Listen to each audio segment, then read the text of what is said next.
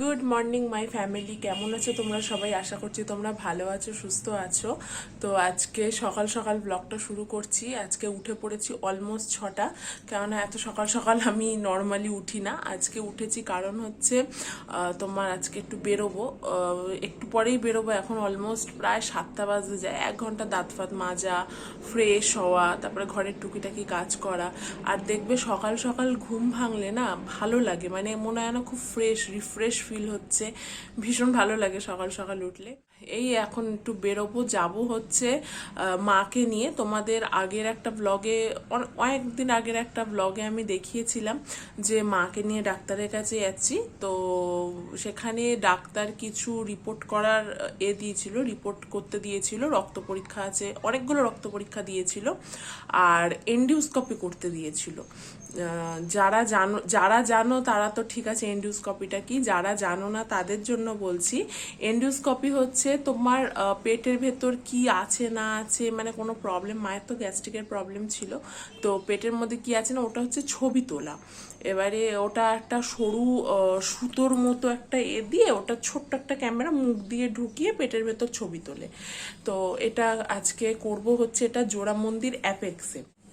তো তোমার ওর জন্য মাকে নিয়ে যাব। বাবা, আমি চলে যেতাম মায়ের কাছে আগের দিন আমি গিয়ে নামটা লিখিয়ে এসেছি ওদের ওখানে। তো বাবা বললো যে তোকে আর কষ্ট করে আসতে হবে না, তুই এখান থেকে মানে আমাদের এই ফ্ল্যাট থেকে তুই ডিরেক্ট অ্যাপেক্সে চলে আস, আর বাবা মা ওখান থেকে আসবে। তো এখন ওদের 7টায় বেরোতে বলেছিলাম। কালকে আমি যখন নাম লিখিয়ে আসলাম তখন বললো যে 8:30টার আগে এখানে এসে পৌঁছে যাবেন। কিছু না খেয়ে আসতে বলছে, মানে জল পর্যন্ত খেতে পারবে না। আগের দিন রাত্রে লিকুইড খেতে বলেছে।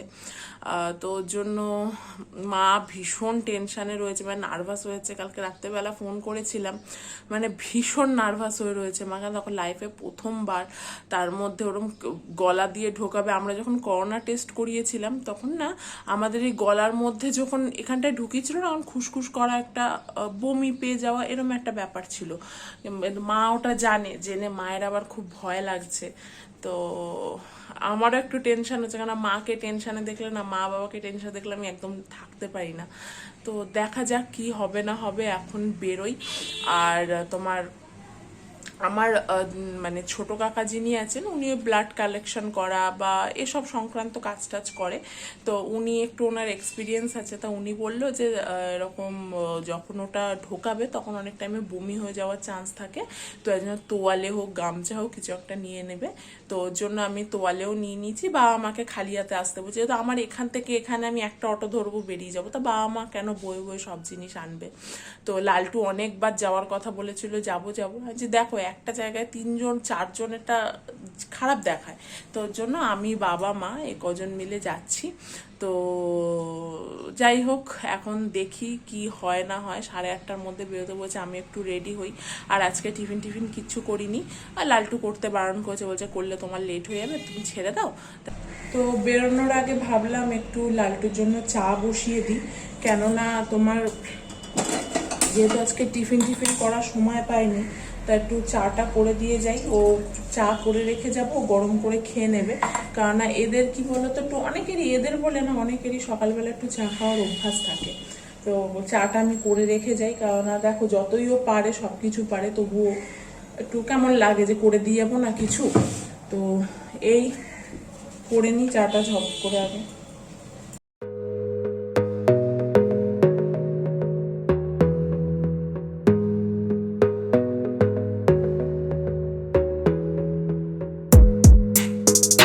চলো এখন ঝটপট করে রেডি হয়নি, কেননা মাকে বলেছিলাম 7টার সময় বেরোতে। তা ফোন করতে বলেছিলাম যে যখন বেরোবে ফোন করবে। এক্ষুনি মা বাবা ফোন করলো যে ওনারা বেরিয়ে গেছে। তো আমিও এখান থেকে, আমার তো বেশিক্ষণ লাগবে না, খুব বেশি হলে হেঁটে যতক্ষণ, তারপরে ওখান থেকে অটো করে 7 মিনিট মতো, 5 থেকে 7 মিনিট লাগবে। তো আমি বেরিয়ে যাবো। তো ওনারা আসুক, আমিও ঝটপট করে রেডি হয়নি। আমি এখানে পৌঁছে গেছি, এখনও আমার বাবা মা আসেনি। তা বাবাকে ফোন করলাম, বাবা বললো বাসে আছে, তো একটু টাইম লাগবে। আমি এখানে এখন একটু দাঁড়াই যতক্ষণ না আসে। তোমাদের সাথে কথা বলতে বলতে এইদিকে বাবা মাও এসে গেছে। নার্সিংহোম বলো বা হসপিটালে আসলে না ভীষণ ভয়ও লাগে, খারাপও লাগে এটা দেখে যে পৃথিবীতে কেউই সুস্থ নেই, কেউ কিছু না কিছু কোনো না কোনো কারণে নার্সিংহোম হসপিটালে দৌড়াদৌড়ি করে। আর এখানে মায়ের কষ্ট ছিল, কারণ সকাল থেকে না খেয়েছিল, সুগারের পেশেন্ট তো, মায়ের ওর জন্য কষ্টটা আমাকে বলছে। আর এখানে 8:30 বেজে গেছে, তবুও ডাক্তারবাবু এখনও আসেনি। তো আমরা এখন বসে ওয়েট করছি। প্রেসক্রিপশান ওই যে এন্ডোস্কোপির বিলটা আমাদের দিয়ে দিয়েছে, ওইটা নিয়ে এখন ওয়েট করছি। আমরা বাড়ি চলে এসেছি রিপোর্ট দেখিয়ে। রিপোর্টে কি আছে না আছে তোমাদের পরে দেখাচ্ছি। আর এখন এসছি অনেকক্ষণ, এসে একটু গল্প টল্প করলাম। আর এখন এত খিদে পেয়েছে, এমনি ওখান থেকে আসার সময় কচুরি খেয়ে এসেছি, তবুও বাঙালি একটু ভারী খাবার না খেলে হয় না। তো মাকে বললাম আর রুটি ফুটি করতে হবে না, মাও এখানে এই যে খেতে বসেছে, মা গামলাতেই বসে গেছে নিয়ে। এখানে আজকে খাওয়া হচ্ছে ভাত, আলু সেদ্ধ, এটা হচ্ছে গোবিন্দভোগ চাল, আলু সেদ্ধ আর ঘি, যেটাকে আমরা ফেনা ভাত বলি। তা ফেনা ভাত একটু পাতলা হয়, এটা একটু মানে এরকম গাঢ় গাঢ় টাইপের হয়েছে। তো এটা এখন খাই, খেয়ে দিয়ে তারপর তোমাদের আমি দেখাচ্ছি রিপোর্টে কি এসছে। রিপোর্ট এখানে রয়েছে, এটা হচ্ছে এই যে জিনিসটা এরকম, সবকিছুই মোটামুটি যা যা দিয়েছে সবকিছুই নর্মাল এসছে। ডাক্তারবাবু নিজেও বলল নর্মাল। এই যে সঙ্গে সঙ্গে আমরা যাওয়ার সঙ্গে সঙ্গে রিপোর্টটা পেয়ে গেছি হাতে। ওখানে যাওয়ার পর তো অনেকক্ষণ বসতে হয়েছে, আমাদের বলেছিল 8:30-র মধ্যে যেতে, কিন্তু ডাক্তারবাবু নিজেই এসছে 9:30 পরে। তো অনেকক্ষণই বসেছিলাম, বসার পরে উনি আসলো, এসে মাকে ডাকলো। আর এখানে একটু সাউন্ড হতে পারে, কেননা মা ওখানে রান্না করছে, আমি যেহেতু এসছি আমাকে বলছে তুই বস, আমি করছি। তো উনি দেখলো, দেখে মায়ের এই মুখের এটা, আমি নামটা এখন প্রপার আমার মাথায় আসছে না, ট্রান্সপারেন্ট প্লাস্টিকের মতো, মানে মুখটা যাতে বন্ধ না করতে পারে, হাঁ করে দিয়ে এরকম মোটা আঙুলের মতো একটা পাইপ পুরো ভেতরে ঢুকিয়েছে। মানে এগুলো পুরো যে ছবিটা দেখছো পুরোটা এই পাইপে ঢুকিয়ে, মানে রীতিমতো মা বলছে ভেতরে খোঁচাচ্ছে রীতিমতো। এবার দেখো গলার মধ্যে আমাদের সামান্য কিছু আটকালে সেখান থেকে আমাদের একটা বমি মতো পায়। মা মানে মা আমাকে ঢুকতে দেয়নি, মা বাবাকেও ঢুকতে দেয়নি, মা ওখানে একাই করেছে। হ্যাঁ কি করছে,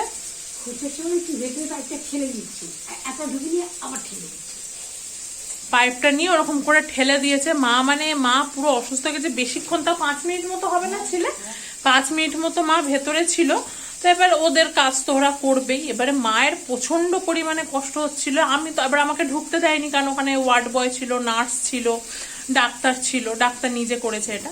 তো এরপরে হচ্ছে তোমার মাকে যখন বার করলো ওই ওখানটা থেকে, মায়ের চোখ দিয়ে রীতিমতো জল পড়ছে। আর মা না পুরো অসুস্থর মতো হয়ে গেছে, মানে মাকে দেখে হচ্ছে মা এক্ষুনি মানে মারধর করেছে আর কি, ভেতরে ঢুকেছে। তো যাই হোক, এবারে আমরা হাসছি এখন, কিন্তু মাকে দেখে সত্যি তখন ভীষণ কষ্ট লাগছিল, চোখ লাল হয়ে গেছে, জল পড়ছে চোখ দিয়ে টপ টপ করে। তো যাই হোক, তা ডাক্তারবাবু নিজেও বেরিয়ে বললো যে না রিপোর্ট যা আছে সব নর্মাল আছে, রিপোর্টে কোনো কিছু। আমি তো রিপোর্ট আমরা পেয়েছি 5-7 মিনিট পর, বাট ডাক্তারবাবু নিজেই আমাদের বেরিয়ে আগে কনফার্ম করে দিয়েছে যে রিপোর্ট নর্মাল আছে। তা ভালো, একদিকে এটা একটা শান্তি। তো যেই ডাক্তার রেকমেন্ড করেছিল আমাদের এখানে, তোমাদের যে দেখিয়েছিলাম ডাক্তারবাবুর এই চেম্বারটায়, আমাদের এখানে যে গেছিলাম মাকে নিয়ে, তো ওনার কাছে ভাবছি আজকে বিকালবেলা যাব, গিয়ে মাকে একবার ফাইনালি দেখিয়ে দেবো। ব্লাড টেস্টটা এখন করতে বলেছে অনেকগুলো, তা ব্লাড টেস্টটা মা বলছে এই মুহূর্তে করবো না, করলে কয়েকদিন পরে করবো। তা ডাক্তারবাবুর কাছে যাই, কারণ মায়ের মেন প্রবলেম ছিল পেটেই, সুগার প্রেশার তো বেড়েই ছিল, কিন্তু পেটটাতেও না মেন প্রবলেম হয়, পেট জ্বালা করতো। তো যাই হোক, গ্যাস্ট্রিকের কোনো কিছু নেই, নর্মাল, এটাতেই আনন্দ।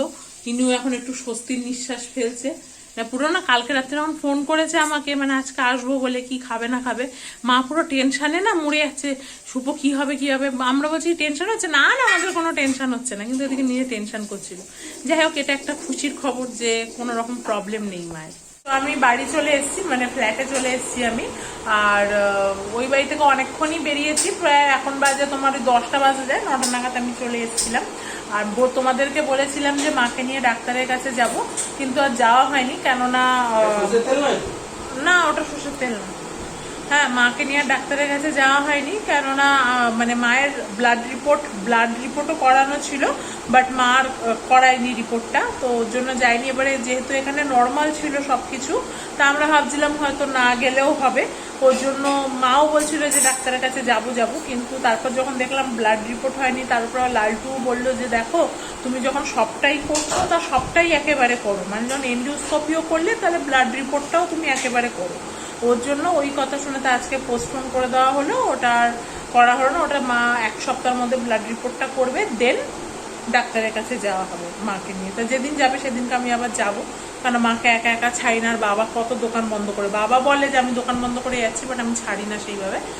তো ওই আবার যাব। তো এখন বাড়ি চলে এসেছি আস্তে আস্তে। লালটু চালও ভিজিয়ে দিয়েছি, কারণ আমি কিচ্ছু রান্না করে আইনি আজকে। তো দেখলে সকালবেলা উঠে আমি বেরিয়ে গেছি লালটুকে চাটা করে দিয়ে, মানে আমি কিচ্ছু রান্না করা হয়নি। লালটু অফিস থেকে এসে ভাত মানে চাল ভিজিয়েছে, মুসুর ডাল সেদ্ধ করেছে, ফ্রিজ থেকে মাছ বার করে ওটাকে বরফ ছাড়িয়ে নুন হলুদ মাখিয়ে দিয়েছে। আর এখন এই যে ওখানে রান্না করছে। আমাকে বলছে তুমি এসছো, তুমি একটু বসো, তুমি তো রোজই করো, একটু বসো, আমি করছি। তা বলেছে। আর লালটু গেছিল একটু ওই বাড়িতে, তো ওই বাড়ি থেকেও কিছু জিনিস এনেছে লালটু।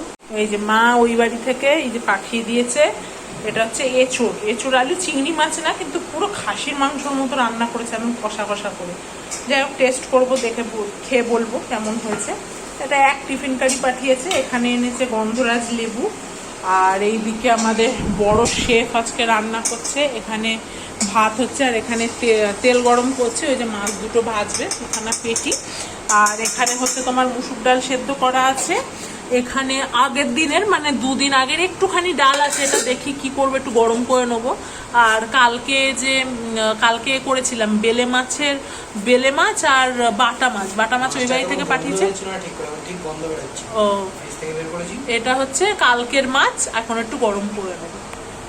মা এই আমগুলো আমাকে পাঠিয়ে দিয়েছে। বাবা মানে এগুলো আমাদের গাছের আম না, এটা হচ্ছে বাবা এনেছিল আজকে আম। তো আমার কাঁচা আম ভালো লাগে বলে পাঠিয়েছে। আর এই যে এটা দেখতে পাচ্ছ, এটা হচ্ছে আমাদের গাছের ইঁচড় বলো যাই হোক, এটা গাছের। এটাই সব থেকে বড় আপাতত হয়েছে, এখনো মানে সবগুলো ছোট ছোট। তো লালটু বলেছিল বলে ওই জন্য বাবা এটা কেটে পাঠিয়ে দিয়েছে। খাওয়া দাওয়া কমপ্লিট হয়ে গেছে। আর শাশুড়ি মা যে এঁচড়ের তরকারিটা পাঠিয়েছে, জাস্ট ফাটাফাটি হয়েছিল খেতে। ওনার হাতে সব রান্নাই আমার ভালো লাগে, তো এটা আর নতুন করে বলার কিছু নেই, কিন্তু ভীষণ ভালো হয়েছিল খেতে। তোমার কালারটাও দেখলে। আর সবটা খেতে পাইনি, কারণ মাছের তরকারি ছিল, তারপরে মাছ ভাজা ছিল, ডাল ছিল, কত খাবো দুজন মানুষ। তো অর্ধেকের মতো রয়েছে, ফ্রিজে রাখা আছে, ওটা পরে খেয়ে নেবো, কাল পরশু যখনও খেয়ে নেবো। তো আর তোমরা দেখতেই পেলে এঁচড় দিয়েছে, ওটাই কি বলো তো সব থেকে বড় হয়েছে। এখনো যেগুলো ওর থেকে ছোট ছোট মানে একদম ছোট ছোট সাইজের, যায়নি। এটা কবে লালটু দেখে বলছিল এটা মনে হয় ওই আষাঢ়ে কাঁঠাল, মানে আষাঢ় মাসে মনে হয় এটা পাকে বা কিছু সামথিং। আমি এই বিষয়ে আমার কোনো নলেজ নেই, ওই জন্য আমি এই বিষয়ে বেশি জ্ঞানও দিচ্ছি না। আর তো চলো এখন খাওয়া দাওয়া হয়ে গেছে, আর একটু টায়ার্ডও লাগছে, কারণ অত সকালবেলা উঠে গেছি। দুপুরবেলা একটু ঘুমিয়ে পড়েছিলাম, মানে ঘুমিয়ে পড়ে 5-10 মিনিটের জন্য আবার উঠে পড়েছি। তো শরীরটা টায়ার্ডও লাগছে, শুয়েও পড়বো।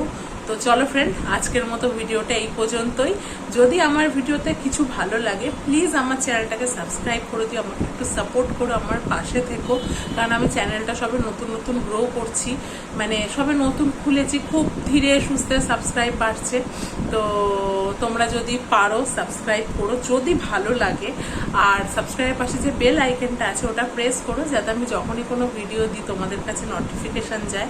আর ভিডিওটাকে পারলে লাইক করো, আর যদি মনে হয় শেয়ার করো। আর কমেন্ট সেকশানে অবশ্যই কমেন্ট করো যে আজকের ভিডিওটা কেমন লাগলো। ভালো লাগলেও ভালো বলবে, খারাপ লাগলে অবশ্যই তোমাদের যেটা একদম সৎ মতামত, মানে যে তোমাদের যেটা মনে হয় সেই কমেন্টটা আমাকে করো। তাতে আমি মানে কি বলতো মোটিভেট হবো যে হ্যাঁ চলো ভালো লাগছে, খারাপ লাগছে। তো চলো, অনেক জ্ঞান দিয়ে দিয়েছি। তো চলো তোমরা সবাই ভালো থেকো, সুস্থ থেকো। এখনকার মতো টাটা, গুড নাইট।